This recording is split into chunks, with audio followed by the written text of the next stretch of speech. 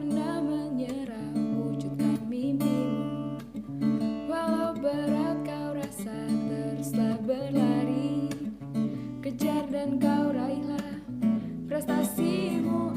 Kita belajar prestasi, jujur dan mandiri, santun kata dan budaya.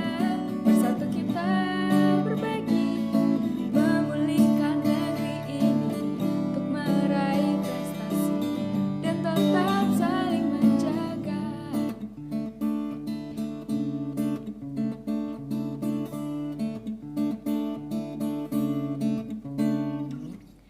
Segala perbedaan harus kita pahami, singkirkan keangkuhan, satukan tujuan. Tetaplah tegar kawan menghadapi pandemi, untuk raih masa depan dan impi. Teman-teman akan berperan sesuai dengan pilihan topik masing-masing. Ya, topik berpikirnya sudah dipilih. Temanya itu kita pilih yang nomor 3 tentang pembelajaran berdiferensiasi versi berbagai macam topik berpikir. Gitu ya. Baik teman-teman, kita mulai saja simulasi untuk fokus group discussion pemahaman tentang kurikulum merdeka. Assalamualaikum warahmatullahi wabarakatuh. Waalaikumsalam warahmatullahi wabarakatuh. Dari topi merah, sebenarnya senang karena bisa melakukan pembelajaran berdiferensiasi di kelas, karena bisa memahami siswa secara lebih spesifik lagi. Kemampuan siswa di masing-masing anaknya kita bisa memahami lebih dalam dan tahu bagaimana cara untuk siswa tersebut pola belajarnya seperti apa. Tapi merasa repot dan sedih karena harus memikirkan strategi apa yang tepat untuk dilakukan di kelas tersebut.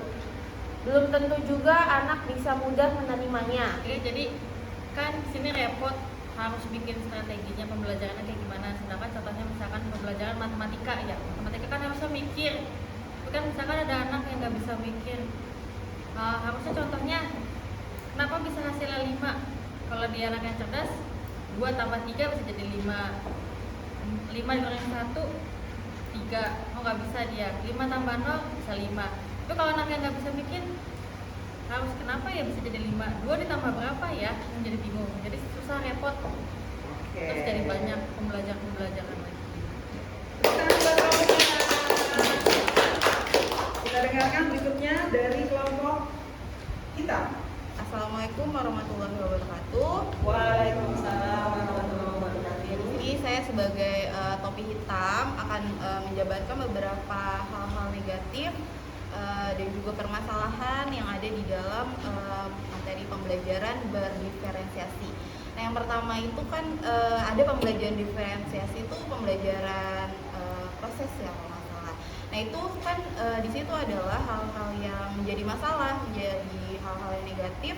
Itu guru harus mendata seluruh siswa gitu dari berbagai aspek, dari segi latar belakang keluarga, kemudian dari segi psikologi siswanya, dan juga dari segi pengetahuan keilmuannya kayak gitu. Nah itu kalau misalnya waktunya hanya sedikit gitu, kita diberikan waktu hanya sedikit untuk membuat suatu analisis seperti itu sepertinya akan sulit dilakukan oleh seorang guru, karena untuk memahami siswa itu butuh waktu, butuh proses gitu. Misalnya siswa baru datang kelas 7, kita kan nggak tahu-tahu langsung mengelompokkan anak ini seperti ini, anak ini seperti itu gitu. Jadi untuk memahami siswa pun butuh waktu, dan untuk mengaplikasikan pembelajaran berdiferensiasi di awal seperti itu juga agak sulit. Kemudian yang kedua juga ada juga kerjasama antara gurunya juga gitu. Kalau misalnya dalam satu sekolah ada beberapa guru dengan mata pelajaran yang sama, misalnya saya di bahasa Indonesia, kadang suka ada kelompok guru bahasa Indonesia, misalnya ada sekitar 3 atau 2, itu masih enak, kita bisa berdiskusi dan merancangkan proyek-proyek atau tugas-tugas yang menganut sistem berdiferensiasi seperti itu. Tapi ketika guru tersebut hanya sendirian gitu. Mungkin bisa secara metode didiskusikan dengan guru lain atau bahkan kepala sekolah. Tapi ketika yang lebih khususnya ke materinya dan lain sebagainya itu akan sulit dilakukan gitu kalau misalnya hanya sendirian. Dan sekali lagi itu butuh waktu kan untuk menyusun pembelajaran diferensiasi tersebut. Fokus guru juga akan banyak terpecah ketika di dalam kelas nih penerapannya. Ketika misalnya ada satu proyek yang harus membedakan antara siswa yang mungkin sudah paham, menengah, terus sama yang bawah gitu. Ketika kita ngasih proyek kan otomatis akan beda dari ada 1 kategori, 2 kategori, dan 3 kategori tersebut gitu. Jadi nanti ngejelasinnya juga bingung, sedangkan kita waktunya pun terbatas di dalam kelas dengan murid gitu. Mungkin kita udah bisa aja nih nanti dikasih instruksi yang jelas, tapi namanya anak-anak masih mungkin basicnya karena ini juga kurikulum baru, segala macam yang baru, jadi anaknya mungkin masih belum belum ada basicnya juga, belum paham dan lain sebagainya, makanya butuh penjelasan kembali dari gurunya gitu. Jadi itu PR juga nanti di kelas, jelasin yang ini, jelasin yang itu, jelasin ini, akhirnya kayak banyak mungkin terkendalanya nanti ada beberapa murid yang merasa diabaikan kayak gitu karena pecah kan konsentrasi gurunya seperti itu. Kemudian juga tidak bisa dihindari walaupun mungkin kita sebagai guru akan tahu gitu, maksudnya membedakan siswa bukan berarti mengelompokkan siswa berdasarkan pintar dan tidak pintar gitu. Tapi namanya siswa pasti nantinya akan takutnya ada beberapa yang salah kaprah, dia merasanya iri-irian lah gitu, yang ini tugasnya kayak gini, yang ini tugasnya kayak gitu. Itu juga nantinya akan menjadi kendala dalam strategi pembelajaran berdiferensiasi. Ujungnya ketika udah jadi pun akan ada rubrik penilaian yang nantinya guru akan bikin sebanyak-banyaknya itu ketika ada misalnya beberapa kategori yang materi berdiferensiasinya gitu aja sih. Jadi akan lebih banyak memakan waktu dan juga memakan perhatian guru dan siswa juga. Seperti itu, terima kasih. Wassalamualaikum warahmatullahi wabarakatuh. Ya, assalamualaikum warahmatullahi wabarakatuh.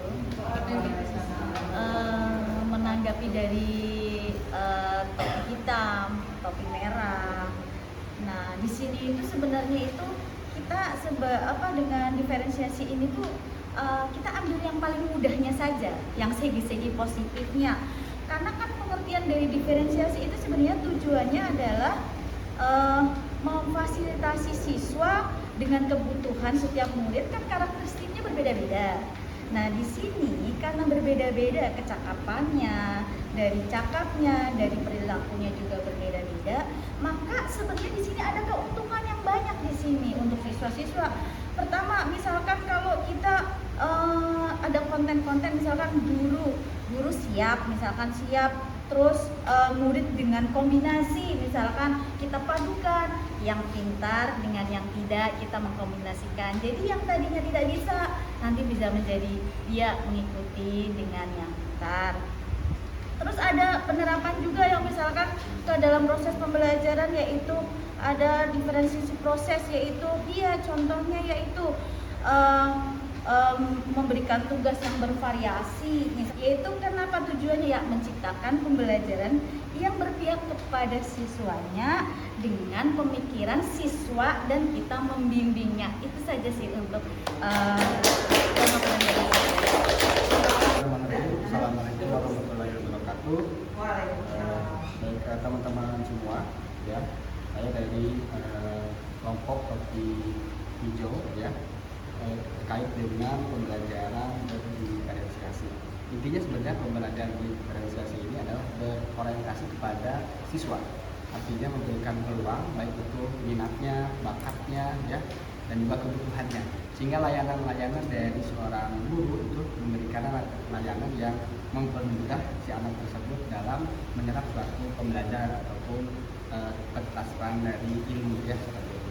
Terkait dengan tadi kaitan dengan hambatan-hambatannya, ya, seperti tadi yang disampaikan oleh topi hitam, ya, kaitan dengan baik itu asesmennya, ya, baik dengan prosesnya seperti apa. Nah, inilah memberikan kesempatan buat murid untuk dia mengembangkan potensi dan bakatnya, dan itu juga bagian dari penilaian, ya, seperti contoh sederhana ketika tadi digambarkan oleh kelompok kuning, ya, seperti itu.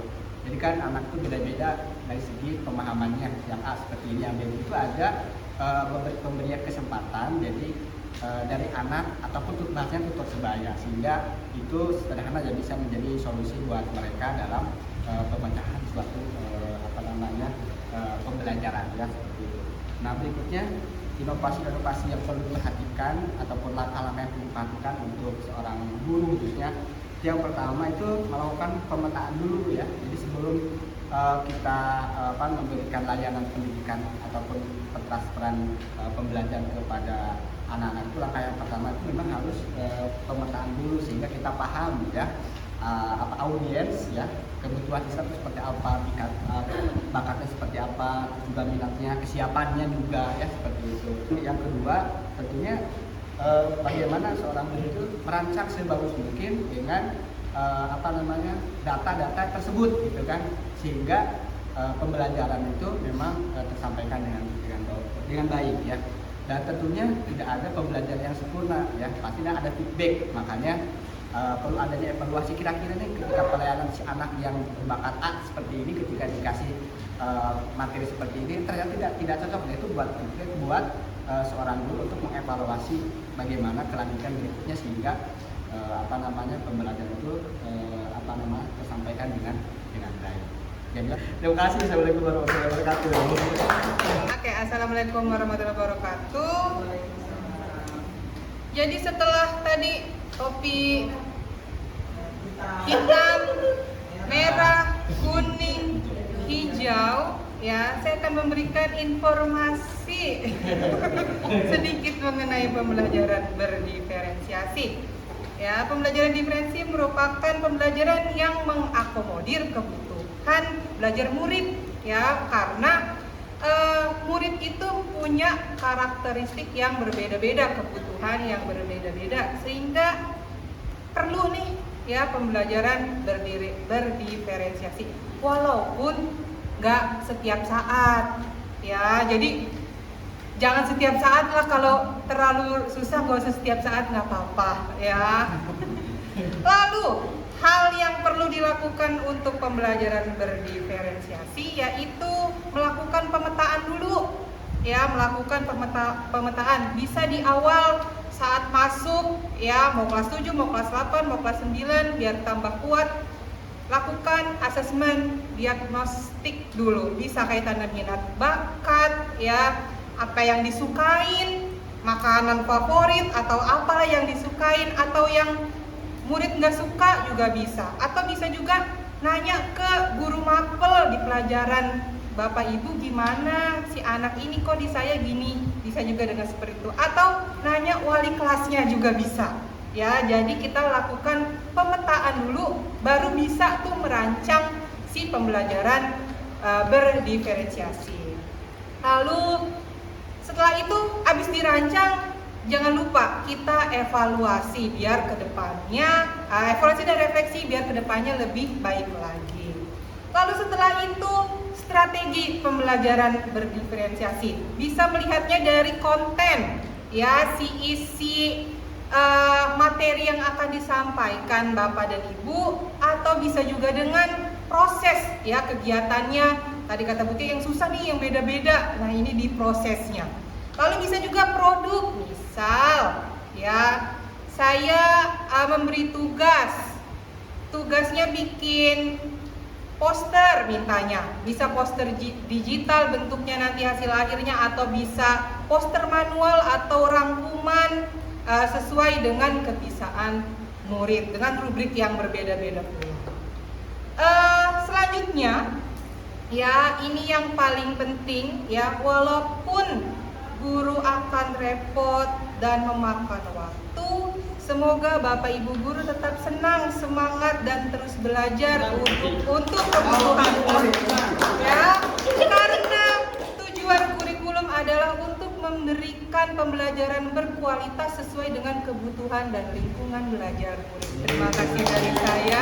Wassalamualaikum warahmatullahi wabarakatuh. Assalamualaikum warahmatullahi wabarakatuh. Waalaikumsalam. Oke.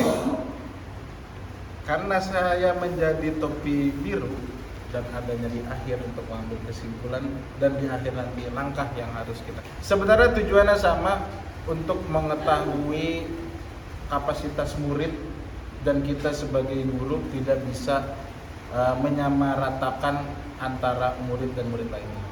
Karena dengan berdiferensiasi ini kita dapat melakukan pemetaan bagaimana murid ini dengan metode apa yang harus diberikan dan murid yang lainnya dengan metode apa, itu tidak bisa disamaratakan. Dan adapun dari semua kesimpulannya, yaitu dengan berbagai macam proses, diantaranya yaitu kita sebagai guru harus benar-benar mengupgrade diri sebagai guru dengan cara pembelajarannya, mulai dari metode pembelajarannya, dan ingat kita tidak juga harus membuang metode lama, tetapi harus memakai dengan cara mengupgrade bagaimana metode tersebut bisa menjadi nyaman nyampe ke anak-anak tersebut. Kemudian yang kedua yaitu kita sebagai guru juga harus mempunyai pengetahuan yang luas di sini, yaitu dengan cara kita mengetahui bahwasannya hari ini zaman semakin canggih dan kita juga tidak boleh ketinggalan dengan metode IT ini. Kita harus lebih luas lagi pengetahuannya, karena anak-anak sekarang ini lebih ke konten. Jadi bagaimana caranya anak ini nyampe dengan sebuah hiburan, dan hiburan ini bisa menjadi pembelajaran dan otomatis anak itu nyaman dalam belajar. Harus berbaur dengan murid. Mengapa? Karena kita jadikan murid-murid ini sebagai teman. Karena kalau murid sudah nyaman dengan gurunya, nah itu akan meningkatkan diri mereka untuk lebih giat lagi belajar, lebih semangat lagi belajar. Bedakan kalau seandainya murid dengan guru ini tidak sama, tidak berkesinambungan, yang bagaimana anak ini mau masuk pelajarannya, sedangkan sama gurunya aja tidak suka. Terakhir, jikalau semuanya langkah ini sudah kita ambil, kesimpulannya sudah tadi yang saya bacakan, keberhasilan pembelajaran berdiferensiasi ini yaitu dengan adanya murid ini mempunyai pembelajaran yang nyaman dan murid tersebut mempunyai peningkatan soft skill dan hard skill dalam pembelajaran. Terima kasih, itulah kesimpulannya. Kurang lebih mohon maaf. Wassalamualaikum warahmatullahi wabarakatuh.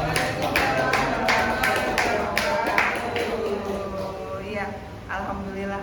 Jadi sebenarnya tanpa saya harus bicara, teman-teman udah dapat banyak kan? Ya. Jadi teman-teman sekalian, ini kesimpulannya adalah bahwa pemahaman kita tentang kurikulum merdeka itu yang diusung yang paling berbeda adalah nomor 3 ini salah satunya, ya. Struktur nanti teman-teman tinggal bisa dalami, prinsip juga ini penting. Tapi pembelajaran berdiferensiasi, istilahnya mungkin ada yang baru dengar atau udah biasa, tapi kurang lebihnya ini kesimpulannya adalah pembelajaran yang berpusat kepada siswa, student center. Sering kan? Dari dulu pernah ada wujudnya kayak ini. Tadi mungkin topi merah merasa, aduh bu, kebayang repotnya. Jadi dia main rasa, ya pasti repot. Ya kebayang pusingnya, aduh rasanya pasti pusing. Apalagi komulnya banyak, semua harus dilayani. Si hitam juga gitu, bu, gimana nih teknisnya, gitu ya. Teknisnya gimana, persiapannya gimana, kalau sendiri kayaknya nggak mungkin deh. Nah, kemudian teman-teman yang berperan sebagai topi hijau, topi putih, menyajikan berbagai macam data dan terakhir ditutup ya dengan luar biasa Pak Jai, kesimpulan dari si topi biru. Intinya teman-teman semuanya keren, alhamdulillah, tepuk tangan buat kita semuanya. Semoga bisa diimplementasikan di kelas, ya. Jadi forum diskusi sampai akhirnya anak-anak bisa mencermati. Oh gitu ya, ada orang yang pro tuh karena ini argumennya. Oh orang yang kontra tuh karena ini. Dan itu realita kehidupan, ya. Nah, kalau sudah demikian, kita akan bicara tentang bahwa kurikulum merdeka ini kontekstual. Kontekstual itu artinya dekat dengan kehidupan sehari-hari anak-anak. Kurang lebihnya mohon maaf. Billahi taufiq wal hidayah. Assalamualaikum warahmatullahi wabarakatuh.